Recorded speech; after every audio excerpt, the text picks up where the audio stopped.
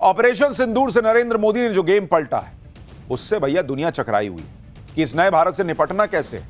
नए भारत की ठोक नीति और कूटनीति दोनों का ऐसा जलवा है कि बड़े बड़े देश अंदर ही अंदर कुड़े जा रहे हैं, क्योंकि ये वो नया भारत है जो मारने से पहले से किसी से पूछता नहीं है।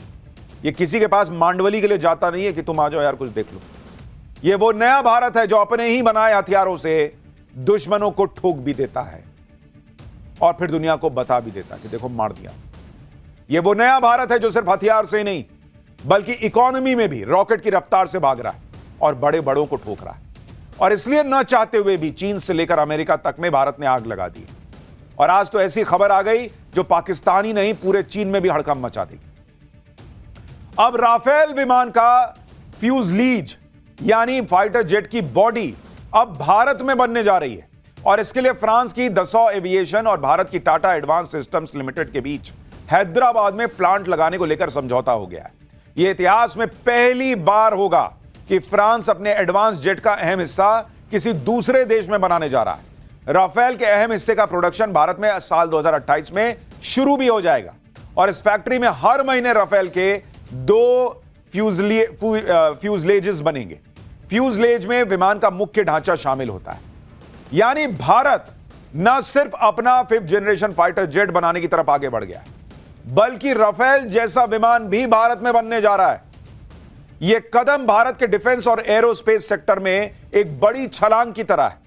यह आत्मनिर्भर भारत की राह में नया माइलस्टोन है और इस समझौते के साथ ही भारत डिफेंस मैन्युफैक्चरिंग में ग्लोबल हब बनने के और करीब आ जाएगा। और यह चीन के लिए बहुत बड़ा झटका इसलिए है क्योंकि चीन खुद को डिफेंस मैन्युफैक्चरिंग हब बनाने की कोशिश कर रहा है, लेकिन भारत ने ऑपरेशन सिंदूर में पाकिस्तान के चाइनीज हथियारों को धुआं धुआं करके चीन की पूरी डिफेंस मार्केट गिरा दी। भारत ने अपने स्वदेशी हथियारों का जलवा दिखाकर अपने लिए दुनिया की बड़ी मार्केट को खोल दिया। और आज की डेट में देखिए कि भारत का आकाश तीर हो, ब्रह्मोस हो, भाई खरीदने के लिए लाइन लग गई कि गजब चीज है यार तुम्हारे पास, हमको भी दो। और अब यह ऐसी भी रिपोर्ट आ रही है कि चीन ने मान लिया है कि उसका एयर डिफेंस सिस्टम HQ-9 और HQ-16 भारत की ब्रह्मोस मिसाइल का मुकाबला नहीं कर सकता। रिपोर्ट में दावा है कि पाकिस्तान ने चीन से इसकी शिकायत भी की है कि उसके एयर डिफेंस सिस्टम भारत की मिसाइल को रोकने में नाकाम रहे। भाई पाकिस्तान ने धीरे हल्की आवाज में कहा होगा, लेकिन कहा क्या दियो यार चाइनीज माल, इंडिया मार के चला गया, ये बजा ही नहीं, बीप बीप नहीं कर रहा था। इस पर चीन ने बहाना बनाते हुए पाकिस्तान को कह दिया कि उसके एयर डिफेंस सिस्टम ब्रह्मोस जैसी हाईटेक मिसाइल्स को रोकने के लिए बने ही नहीं थे। यानी चीन भी मान रहा है कि भारत ब्रह्मोस से मारता है तो चीन के औकात के बाहर की बात है कि वो उसको समझ पाए और रोक पाए। इतना ही नहीं, पाकिस्तान और चीन के लिए नरेंद्र मोदी ब्रह्मोस से भी बड़ी मिसाइल तैयार कर रहे हैं। यह ऐसी मिसाइल है जिसकी रेंज में पूरा पाकिस्तान तो होगा ही, चीन का ज्यादातर हिस्सा भी आ जाएगा। यह मिसाइल है hypersonic cruise missile ET-LD-HCM। DRDO जल्दी ही ET-LD-HCM हाइपरसोनिक मिसाइल का टेस्ट करने जा रहा है। इस हाइपरसोनिक मिसाइल की रेंज 1500 किलोमीटर है, यानी पूरा पाकिस्तान इसकी रेंज में, चीन का ज्यादातर हिस्सा इसकी रेंज में। हाइपरसोनिक मिसाइल वो मिसाइल होती है जो ध्वनि की गति से 5 गुना ज्यादा स्पीड से यानी मैक 5 की स्पीड से उड़ती है। मैक 5 की स्पीड वाली किसी मिसाइल को रडार से पकड़ना बहुत मुश्किल हो जाता है।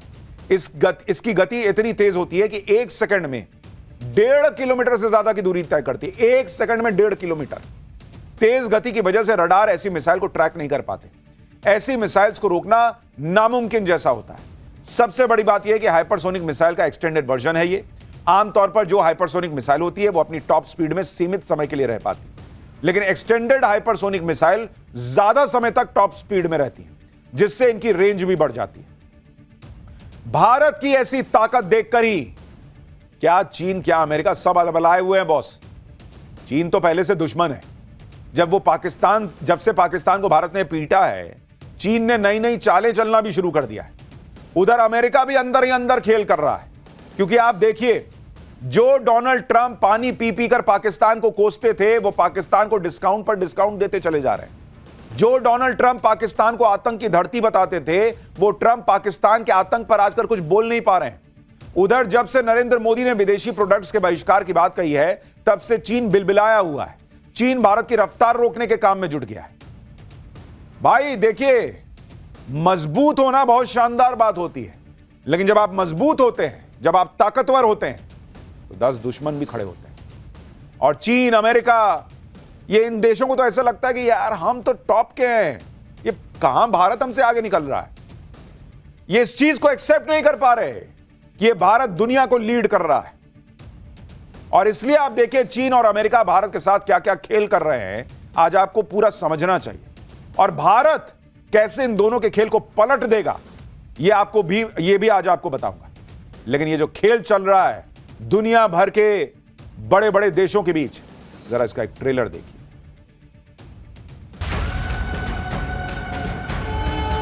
सुख चैन की जिंदगी जियो, रोटी खाओ, वरना मेरी गोली तो है ही।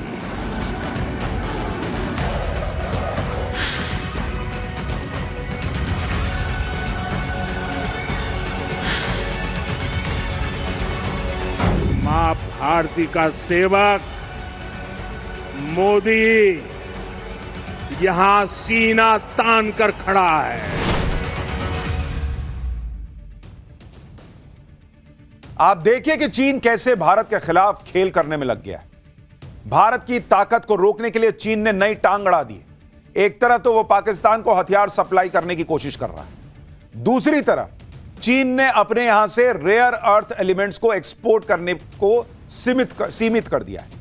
चीन की कोई भी कंपनी अब सरकार की इजाजत के बिना रेयर अर्थ एलिमेंट्स बाहर नहीं भेज सकती। रेयर अर्थ एलिमेंट्स से बैटरीज बनती हैं, गाड़ियों के इलेक्ट्रिकल पार्ट्स और सर्किट बनते हैं। इस मामले में भारत की चीन पर बहुत डिपेंडेंसी है, क्योंकि 99% मैग्नेट और बैटरी भारत को चीन से इंपोर्ट करनी पड़ती है। खास तौर पर भारत का इलेक्ट्रिकल व्हीकल सेक्टर चीन पे इसी वजह से बहुत डिपेंडेंट है। ईवी के मामले में मारुति और बजाज जैसी भारतीय कंपनियां अपनी पूरी मोटर असेंबली चीन से इंपोर्ट करती हैं। इलेक्ट्रिक व्हीकल सेक्टर को लेकर भारत के बड़े बड़े टारगेट हैं, लेकिन चीन की वजह से इस सेक्टर पर असर पड़ सकता है। इस मामले में चीन की मनमानी इसलिए भी है क्योंकि दुनिया में रेयर अर्थ एलिमेंट्स की 70% माइनिंग चाइना में होती है और रेयर अर्थ एलिमेंट्स की 90% रिफाइनिंग भी चीन में होती है। इस मामले में चीन पर सिर्फ भारत ही नहीं, आप यह मत सोचिए कि भारत की डिपेंडेंट है, पूरी दुनिया चीन पर डिपेंडेंट है। खुद अमेरिका जैसा देश 70% रेयर अर्थ एलिमेंट्स चीन से इंपोर्ट करता है। अमेरिका में रेयर अर्थ एलिमेंट्स की सिर्फ एक माइन है जिसमें 45,000 टन का उत्पादन होता है, फिर भी अमेरिका के लिए काफी नहीं है। इसी तरह से भारत में 69 लाख टन के करीब रेयर अर्थ एलिमेंट्स का भंडार है, लेकिन सिर्फ 2900 टन की ही माइनिंग हो पाती है।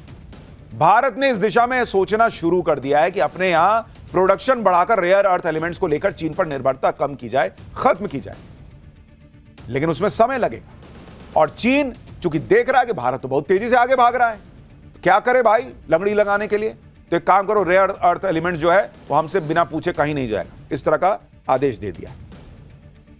चीन इन्हीं सब बातों से चिढ़ा रहता है क्योंकि भारत उसको जबरदस्त टक्कर दे रहा है। अब तक मैन्युफैक्चरिंग को चीन अपनी बड़ी ताकत समझता था, लेकिन भारत ने मैन्युफैक्चरिंग में भी दुनिया में डंका बजा दिया। Global financial service firm JP Morgan की PMI यानी परचेजिंग मैनेजर्स इंडेक्स की रिपोर्ट के मुताबिक